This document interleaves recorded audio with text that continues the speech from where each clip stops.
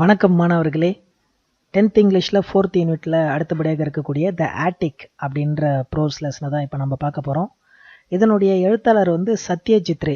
இவரை பற்றி நம்ம கட்டாயம் தெரிஞ்சுக்கணும். 1921 கல்கத்தாவில் பிறந்த இவர் ஒரு மிகச்சிறந்த திரைப்பட தயாரிப்பாளர், எழுத்தாளர், ஓவியர், இசையமைப்பாளர் போன்ற பல திறமைகளை கொண்ட ஒரு எக்ஸ்ட்ரானரி பர்சன் இவர்.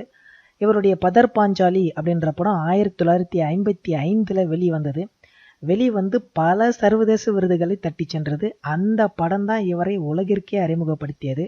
அதற்கு பிறகு நம் நாட்டோட மிகப்பெரிய உயரிய விருதான பாரத ரத்னா அவார்டு வாங்கியிருக்கிறாரு. 1965 பத்மபூஷன் பெற்றிருக்கிறாரு. இது போல மேலும் 32 தேசிய திரைப்பட விருதுகளை எல்லாம் பெற்ற ஒரு மாபெரும் மனிதர் இவர். இவர் எழுதிய இந்த ஆட்டிக் அப்படின்ற ஒரு ஸ்டோரியை தான் இப்போ நம்ம பார்க்க போகிறோம்.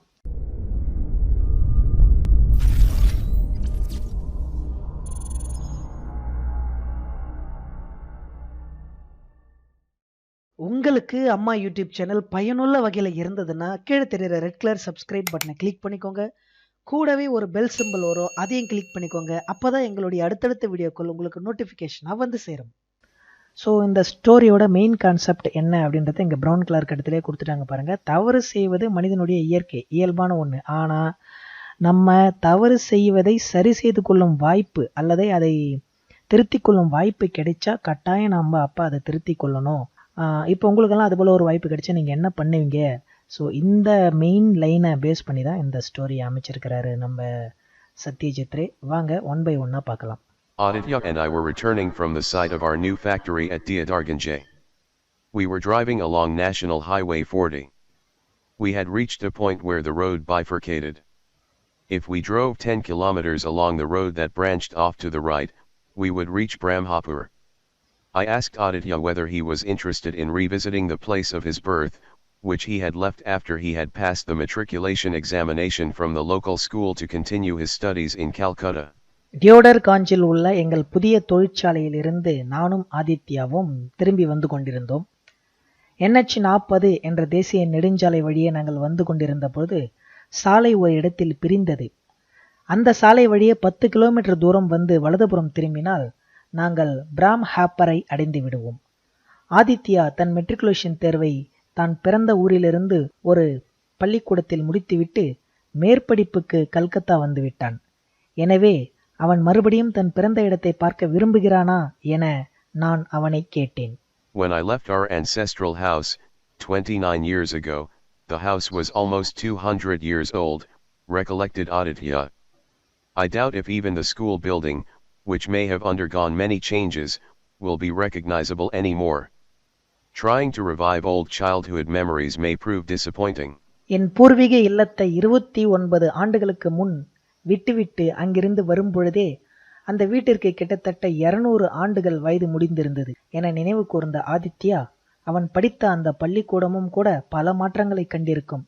எனவே அதை கண்டுபிடிப்பது கூட சிரமமே என்றான். சிறுவயது ஞாபகங்களை நினைவில் கொண்டு வர முயல்வதே ஒரு நிராசை என்றான் அவன். But he said he wished to visit the tea shop of Nijan uncle, if it still existed, and have a cup of tea there. So we took the turning to the right and decided to drive to Brahmapur, of which Aditya's ancestors were once the Zamindars. ஆனால் அவன் நாகன் மாமாவின் கடையில் அது இன்றும் இருக்கும் பட்சத்தில் தேநீர் அருந்த விரும்பினான். எனவே நாங்கள் வலப்புறம் திரும்பி பிராம்ஹாப்பருக்கு செல்ல தீர்மானித்தோம். அங்குதான் ஆதித்யாவின் முன்னோர்கள் ஒரு காலத்தில் ஜமீன்தாரர்களாக இருந்தனர். Aditya's father had left the ancestral home and moved to Kolkata, where he had set up his own business. After his death, Aditya was looking after it, and I was his friend and business partner.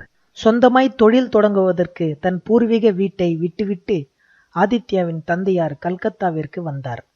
அவர் இறந்த பிறகு அந்த தொழிலை ஆதித்யா கவனித்துக் கொண்டான். நான் அவனது நண்பனாகவும் தொழில் கூட்டாளியாகவும் ஆனேன். It was the month of Magha, that is January, February by the English calendar, the middle of winter. By my watch, it was 3:30 in the afternoon. The sun was soothing. On either side of the road were paddy fields, as far as the eye could see. Harvest was over and there had been a good crop that year. அது ஒரு மக மாதம், அதாவது ஆங்கில calendar படி ஜனவரி பிப்ரவரி மாதமாகும். சூரியன் இதமாக இருந்தது. அப்போது என் கைகடிகாரத்தில் நேரம் மதியம் 3:30 என காட்டியது. சாலையின் இருபுறங்களிலும் நெல் வயல்கள் காணப்பட்டன. சாகுபடி முடிந்துவிட்டிருந்தது. அந்த வருடம் நல்ல முறையில் பயிர் சாகுபடி இருந்தது. After about 10 minutes, we came to the local school. Beyond the iron gates were the playing field and the 2-storied school building. We got down from the car and stood in front of the gate. 10 நிமிட பயணத்திற்கு பிறகு நாங்கள் அந்த கிராமத்தின் பள்ளிக்கூடத்தை அடைந்தோம். காரிலிருந்து இறங்கி பள்ளியின் வாயிற்கதவிற்கு முன் நின்றோம். பள்ளியின் இரும்பு கதவுக்கு பின்னால் விளையாட்டு மைதானமும் 2 அடுக்கு கட்டடமும் தெரிந்தன. I asked Aditya whether everything was still the same. He replied that everything had changed. நான் ஆதித்யாவை நோக்கி எல்லாம் அப்படியே இருக்கிறதா என கேட்டேன். அதற்கு அவன் அனைத்துமே மாறியுள்ளது என பதிலளித்தான். Our school used to be 1-storied, and a new building has come up, which wasn't there. எங்கள் பள்ளிக்கூடம் ஒரே ஒரு மாடி கொண்ட கட்டடமாக நான் படிக்கும் பொழுது இருந்தது. இப்போது ஒரு புது கட்டிடம் எழும்பியிருக்கிறது. முன்பு அது இல்லை என்றான். Were you not a good student? I asked. Yes, but my position was always second, he replied. We decided to go and have tea at Nijan Uncle's tea shop, which stood next to a grocery shop and opposite a temple dedicated to Lord Shiva. Soon, we caught sight of Nijan's tea cabin written on a signboard over the shop. The owner of the tea shop, now over 60, a little rustic in appearance, with his white neatly combed hair and clean look, was the same as before. He was wearing a dhoti and a blue striped shirt that could be seen from under a green shawl. நீ ஒரு நல்ல மாணவனாக இருந்தாயா என அவனிடம் நான் கேட்டேன். ஆம், ஆனால் எப்போதும் நான் 2ஆம் இடத்தில்தான் இருப்பேன் என அவன் பதிலளித்தான். நாங்கள் நாகன் அங்கிள் டீ ஷாப்புக்கு சென்று தேநீர் அருந்த தயாரானோம். அந்த டீ கடை ஒரு பலசரக்கு கடைக்கு பக்கத்தில் சிவன் கோவிலுக்கு எதிரே இருந்தது. அங்கு நாகன் டீ கேபின் என எழுதப்பட்ட வாசக பலகை அந்த கடையின் மீது இருந்ததைக் கண்டோம். அந்த கடையின் உரிமையாளர் 60 வயதுக்கு மேற்பட்டவராய் சிறிது கிராமப்புற சாயலில் தன் நரைத்த தலையை நன்றாக வாரிக்கொண்டு நல்ல தோற்றத்துடன், ஆனால் மற்றபடி முன்பிருந்த போலவே இருந்தார். அவர் வேட்டியும் நீல கோடு போட்ட சட்டையும் அணிந்திருந்தார். அது அவர் அணிந்திருந்த பச்சை நிற சால்வைக்குள்ளே தெரிந்தது. Not recognizing Aditya, he asked us where we had come from. Deodarganjay, Aditya replied. We are on our way to Kolkata. A little surprised, Nijan uncle asked why we were there. ஆதித்யாவை அடையாளம் காண முடியாத அவர் நாங்கள் எங்கிருந்து வருகிறோம் என கேட்டார். டியோடர்காஞ்சிலிருந்து வருகிறோம் என கூறிய ஆதித்யா நாங்கள் கல்கத்தா சென்று கொண்டிருக்கிறோம் என்றான். சிறிது வியப்படைந்த நாகன் அங்கிள் நாங்கள் ஏன் அங்கு வந்துள்ளோம் என கேட்டார். To have tea at your shop, said Aditya. Certainly, besides tea, I have biscuits and savoyuris see. உங்கள் கடையில் தேநீர் அருந்தத்தான் என கூறிய ஆதித்யாவிடம் அவர் இங்கு தேநீரை தவிர பிஸ்கட்டுகளும் இனிப்பு கார வகைகளும் கிடைக்கும் என்றார். Give us 2 nankatai each. We sat on 2 tin chairs. There was only one other customer sitting at a corner table, neither eating nor drinking tea, but sitting with his head bent, as though he were sleeping. எங்களுக்கு 2 நான்கட்டை கொடுங்கள் என்றபடி அங்கிருந்த 2 தகர நாற்காலிகளில் அமர்ந்தோம். அங்கு எங்களை தவிர ஒரே ஒரு வாடிக்கையாளர் எதுவும் உண்ணாமலும் தேநீர் அருந்தாமலும் தலையை குனிந்தபடி ஓரமாக இருந்த ஒரு மேசையில் தூக்கத்தில் இருப்பது போல் அமர்ந்திருந்தார். Addressing him as Mr. Sanyal, Nijan uncle reminded him to go home, as it was already 4 p.m. Other customers would soon be coming. Addressing us he said, with a wink in his eye, a little hard of hearing. Cannot see well either. But has no money to buy spectacles. அவர் பெயர் சான்யால் என்று கூறிய Nagan uncle அவரிடம் 4 மணி ஆவதால் வீட்டுக்கு செல்லும்படி கூறினார். நேரமானதால் மற்ற வாடிக்கையாளர்களும் இப்போது வரத் துவங்கி விடுவர் என எங்களுடன் மேலும் பேசிய அவர் தன் கண்களை சிமிட்டிக் கொண்டே அவருக்கு சரியாய் காது கேட்பதில்லை, பார்வையும் சரியில்லை, கண்ணாடி வாங்கவும் பணம் இல்லை என்றார். From his reaction to this speech, I began to wonder whether Mr. Sanyal was not a little crazy as well, because suddenly he stood up, stretched himself and, raising his lean right arm, and with eyes dilated, began to recite a poem by Tagore, Panriksha, Keeping of a Promise. Having recited the poem, he left the place, making the gesture of namaste with his hands, to nobody in particular. I noticed a sudden change in Aditya's expression and I asked him the reason for it. Without answering me, he asked Nijan uncle who the gentleman was and what he did. இந்த உரையாடலை கேட்டவுடன் சான்யால் திடீரென எழுந்து விரைப்பாக நின்று மெலிந்த தன் வலது கையை உயர்த்தி கண்கள் விரிய தாகூரின் பான் ரக்ஷா என்கிற கவிதையை பாடத் துவங்கினார். அதை பாடி முடித்த பின் பொதுவாக கைகளை கூப்பி நமஸ்தே என கூறிவிட்டு சென்றார். அவர் நடவடிக்கைகள் அவருக்கு சற்று கிறுக்கு பிடித்திருக்கிறதோ என எண்ணத் தோன்றியது. இதை கண்ட ஆதித்யாவின் நடவடிக்கையில் ஒரு மாற்றம் தெரிந்தது. அதற்கு என்ன காரணம் என நான் கேட்டேன். எனக்கு பதிலளிக்காமல் அவன் நாகன் அங்கிளிடம் அவர் யார் என்றும் அவர் என்ன செய்கிறார் என்றும் கேட்டான். Nijan uncle replied, Sasanka Sanyal. What can be done? He leads a cursed life, gone crazy, I think, but has not forgotten any incident of the past. Sold his lands to get his only daughter married. He lost his wife and only son last year. Since then he is somewhat changed, not really normal. Where does he stay? அவனுக்கு பதில் கூறிய Nagan uncle, அவர் பெயர் சாசங்க சான்யால். அவரை பற்றி என்ன சொல்ல? அவர் ஒரு சபிக்கப்பட்ட வாழ்க்கையை வாழ்கிறார். ஆனால் அவருக்கு பழைய சம்பவங்கள் எதுவும் மறந்து விடவில்லை. ஒரு பைத்தியம் போலாகிவிட்டார். தன் நிலங்களையெல்லாம் விற்று தன் ஒரே மகளுக்கு திருமணம் செய்து வைத்தார். கடந்த வருடம்தான் அவருடைய மனைவியும் ஒரே மகனும் இறந்து விட்டனர். அதிலிருந்து அவர் இப்படி ஆகிவிட்டார் என்றார். அவர் எங்கு வசிக்கிறார் என்று ஆதித்யா கேட்டான். He stays with a friend of his father's, Jogish Kabiraj. Sasanka comes here, has tea and biscuits and always remembers to pay, having an acute sense of self-respect. But how long things will remain like this, I don't know. அவர் தன் தந்தையின் நண்பரான ஜோகேஷ் கபிராஜ் என்பவருடன் வசிக்கிறார். சான்யால் இங்கு வருவார், தேநீர் மற்றும் பிஸ்கட்டுகளை சாப்பிட்டுவிட்டு ஞாபகமாக பணம் கொடுத்துவிட்டு சென்று விடுவார். அவர் சுயமரியாதை அதிகம் உள்ளவர். ஆனால் எத்தனை நாள் இப்படியே இருக்குமோ தெரியவில்லை என்றார். Having paid our bill and ascertained the location of Jogish Kabiraj's house, we got into the car. Aditya was at the wheel. He expressed the wish to visit his house.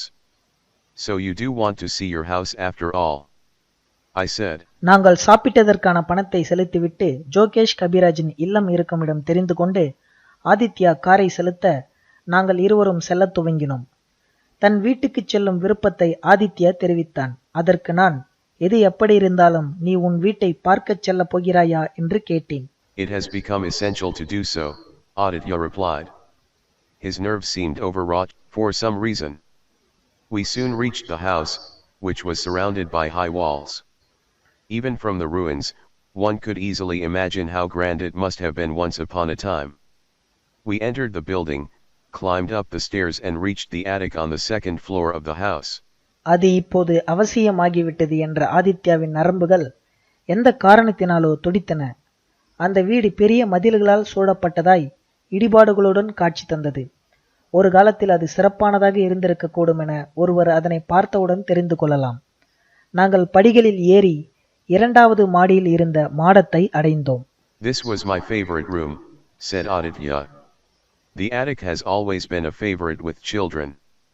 It is in the attic that the child seems to be in a world of its own. இதுதான் எனக்கு பிடித்தமான அறை என அந்த மாடத்தை ஆதித்யா காட்டினான். இயற்கையாகவே குழந்தைகளுக்கு மாடத்தை மிகவும் பிடிக்கும். மாடத்தில்தான் அவர்களின் உலகத்தை குழந்தைகள் உருவாக்கிக் கொள்வார்கள். A portion of a wall of the attic had crumbled down, and through the window that had been created, we could see the sky, the fields, a part of the rice mill, the spire of the old temple. In the whole house, the attic had probably been the worst hit by wind and weather. The floor was strewn with twigs and straw and pigeon droppings. Among other things, there was a broken cricket bat, the remains of an armchair and a wooden packing case. மாடத்தின் ஒரு பக்க சுவர் இடிந்து விழுந்து இருந்ததால் ஜன்னல் போல துவாரம் உருவாகி இருந்தது. அதன் வழியே எங்களுக்கு வானம், வயல்கள், அரிசி ஆலையின் ஒரு பகுதி, பழைய கோவிலின் கோபுரம் அனைத்தும் தெரிந்தன. அந்த வீட்டிலேயே இந்த மாடம்தான் காற்று மற்றும் தட்பவெப்பம் காரணமாய் மிகவும் பாதிக்கப்பட்டிருந்தது.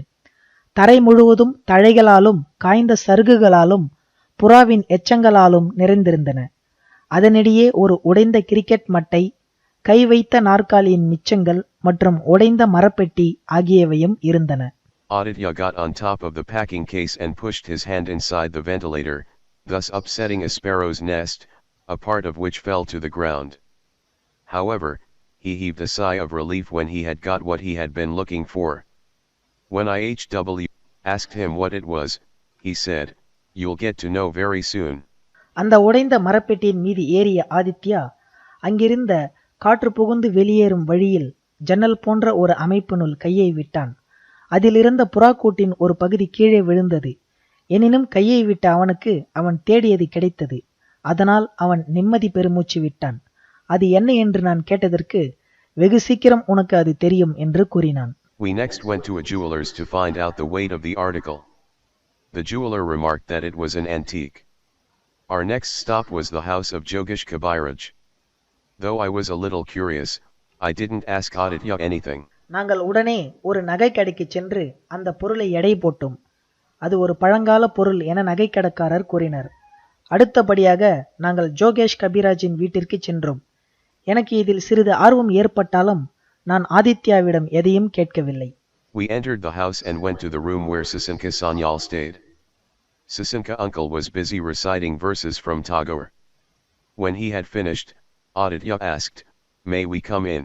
நாங்கள் அந்த வீட்டில் நுழைந்து சாசங்க சன்யால் தங்கியிருந்த அறைக்கு சென்றோம். அங்கு சன்யால் தாகூரின் பாடல்களை பாடிக்கொண்டிருந்தார்.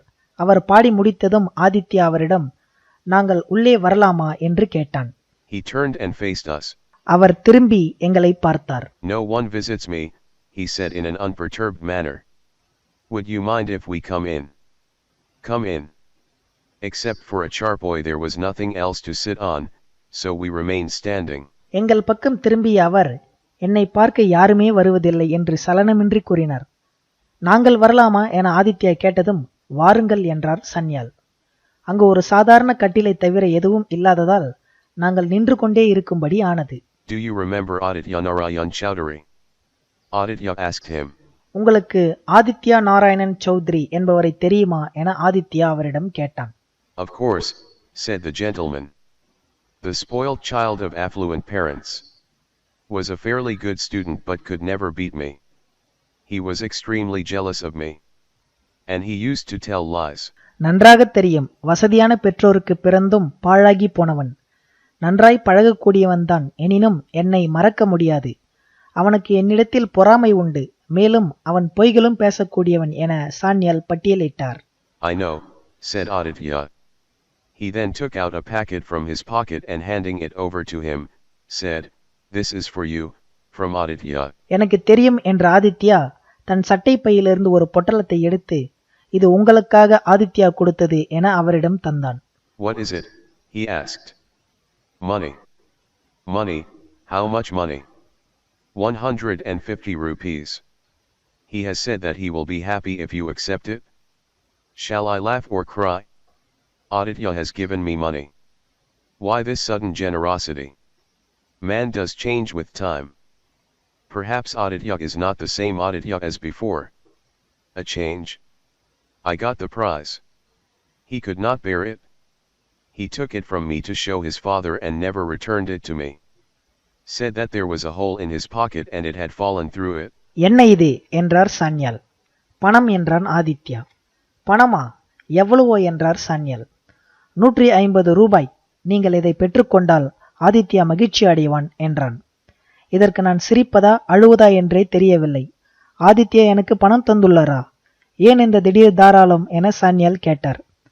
காலத்திற்கேற்ப மனிதனும் மாறுகிறான். ஒருவேளை ஆதித்யா முன்பு போல் அல்லாமல் மாறியிருக்கலாம் அல்லவா என்றான் ஆதித்யா. அவன் மாறுவதா? எனக்கு ஒரு பரிசு கிடைத்தது. அதை அவனால் தாங்கிக் கொள்ள முடியவில்லை. அதை என்னிடமிருந்து பெற்றுக்கொண்டு அதை தன் தந்தையிடம் காட்டிவிட்டு வருவதாக கூறி எடுத்துச் சென்றான். அதை திரும்ப தரவே இல்லை. கேட்டால் தன் பாக்கெட்டில் ஒரு ஓட்டை இருந்தது. அந்த ஓட்டை வழியாக அது எங்கேயோ விழுந்திருக்க வேண்டும் என்று கூறிவிட்டான் என முடித்தார் Sanyal. "Th is the price of the medal. It is yours." Sasanka Sanyal was amazed.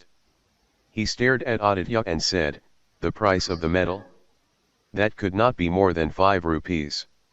It was a silver medal. Silver is now 30 times costlier than before and..." இந்த பணம் உங்களுக்குத்தான். இது அந்த பரிசு மெடலுக்கான விலை என்றான் ஆதித்யா.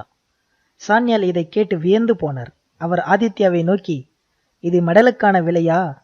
அது ஒரு வெள்ளி மெடல், அது மிஞ்சி போனால் 5 ரூபாய் தான் இருக்கும் என்றார். வெள்ளியின் விலை இப்போது 30 மடங்கு ஏறிவிட்டது என்றான் Aditya. Really? I had no news of that. But, Sasanka uncle looked at the 15 rupee notes in his hand and then looked at Aditya.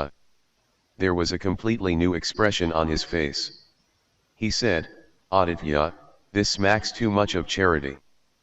Doesn't it? அப்படியா? எனக்கு அது பற்றி தெரியாது என்றார் சான்யால். ஆனால் என்று அவர் இழுத்தார்.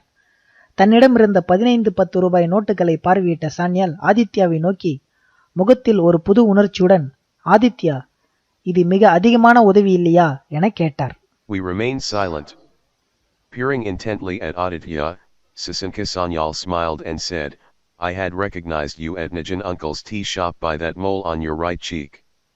I could see you had not recognized me. So I recited the same poem that I had recited on the prize-giving day, on purpose, so that you may remember.